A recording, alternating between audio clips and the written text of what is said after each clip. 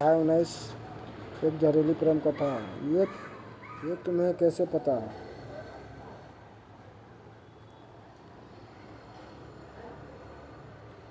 जानकर अच्छा लगा मिस बजाज कि तुमने अभी तक अपनी माँ को अपने फैशन की दुनिया में लौटने के बारे में नहीं बताया।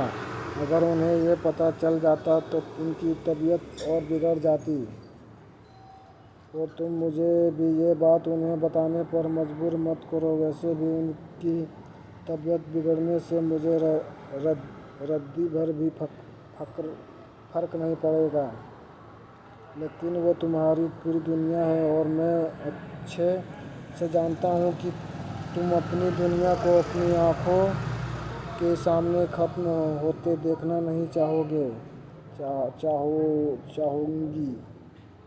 अगर तुम चाहती हो कि तुम्हारे सामने और कोई मुसीबत खड़ी ना हो तो आज रात होटल में मुझसे मिलने आ जाना।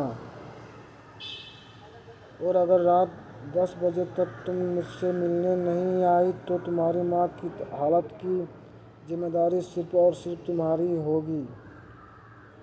अब क्या करूँ मैं इतनी आसानी से तो हर बार रणबीर के जाल में नहीं फंस सकती। आखिर ये मुझसे चाहता क्या है? सब कुछ मेरे प्लान के मुताबिक हो रहा है माया। कुछ ही वक्त में यहाँ होगी। ये तो बस मेरे बिछाए शतरंज के खेल की पहली चाल है। ये खेल मेरे परिवार में कई साल पहले शुरू हुआ था और अब इस खेल को उन्हीं लोगों और उन्हीं चालों के शायद दोबारा शुरू करने का सही वक्त आ गया है। बस इस बार 10 खेल को अंजाम तक कोई और नहीं बल्कि मैं खुद पहुंचाऊंगा। ठक ठक ठक। आ जाओ, दरवाज़ा खुला है। अंदर आओ। तुम तो 1 घंटा पहले ही आ गई। वाकई तुम तो अपनी माँ की बहुत फिक्र करती हो। उन्हें बीमार होता नहीं देख सकती। ड्रिंक लोगी? नहीं, मैं यहाँ तुम्हारे साथ ड्रिंक करने नहीं आई और ना ही तुम्हारा कोई बेहुदा ऑफर सुनने आई हूँ। मैं आज रात ही इंडिया वापस जा रही हूँ।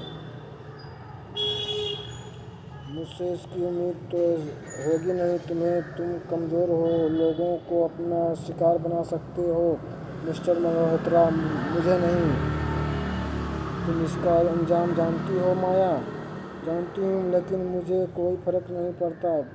तुम मेरी माँ को अपने झूठ के बुने जाल में नहीं फंसा सकते। और जहाँ तक मेरे फैशन की दुनिया में आने का सच छिपाने की बात है, सुबह घर पहुंचकर मैं खुद ही उन्हें सब कुछ बता दूंगी। मैं उन्हें बताऊंगी कि जिस इंसान ने मुझे मॉडलिंग छोड़ने पर मजबूर किया था, उसी की वजह से मुझे वापस फैशन की दुनिया में कदम रखना पड़ा है। क्योंकि मुझे अपने शो, अपनी कंपनी, अपनी सभी मॉडल्स को उसके गुस्से से बचाना था। और मुझे यकीन है कि माँ मेरी ये बात समझ जाएंगी। तुम एक बार मेरा हौसला तोड़ चुके हो मगर इस बार नहीं तोड़ पाओगे। तुम बहुत बड़ी गलती कर रही हो। हाँ, सकता है मैं अपनी माँ की ज़िंदगी को खतरे में डालकर गलती कर रही हूँ, लेकिन ये गलती उन हालातों से लाख गुना बेहतर है जिसमें मैं और मेरी माँ तुम्हारे हाथों की कठपुतली बन जाए। मैं ऐसा कभी नहीं होने दूंगी। चलती हूँ रणवीर। माया मेरे सामने इतनी हिम्मत दिखाएगी इसकी उम्मीद नहीं की थी मैंने इससे। भला मैं एक ऐसी लड़की से हार कैसे सकता हूँ? तो क्या हुआ अगर वो मेरा ऑफर माने बिना चली गई? अगले 24 घंटे के अंदर वो खुद मेरे पास आएगी। अगली सुबह दिल्ली एयरपोर्ट। अगर फ़्लाइट डिले ना हुई तो मैं कल रात ही यहाँ आ जाती। अब चलकर सबसे पहले माँ से मिलूँ।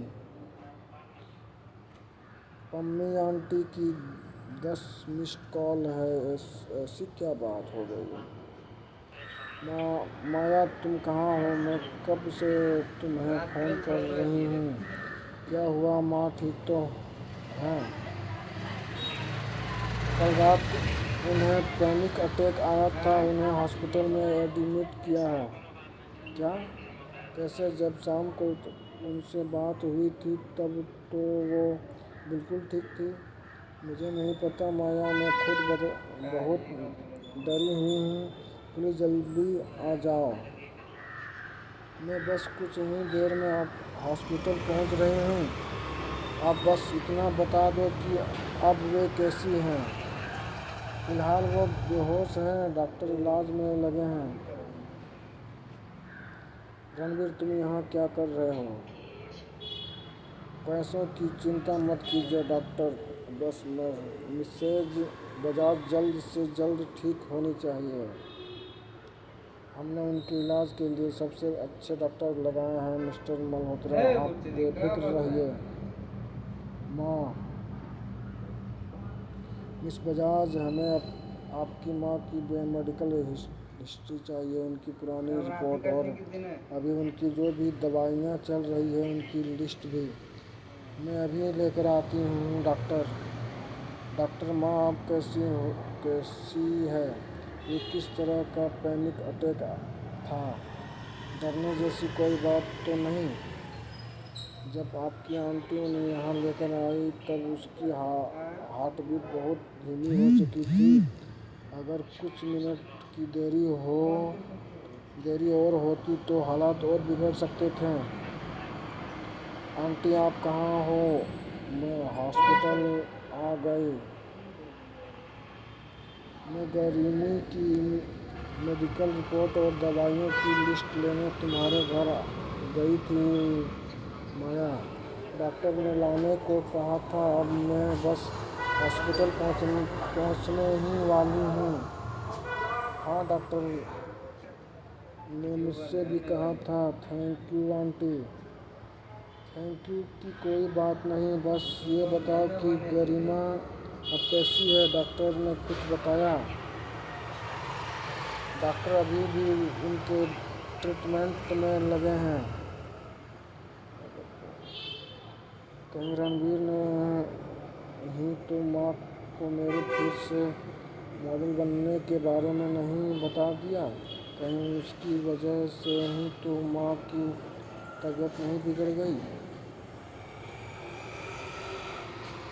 और कहीं ये सब उसकी घटिया चाल का रिश्ता तो नहीं?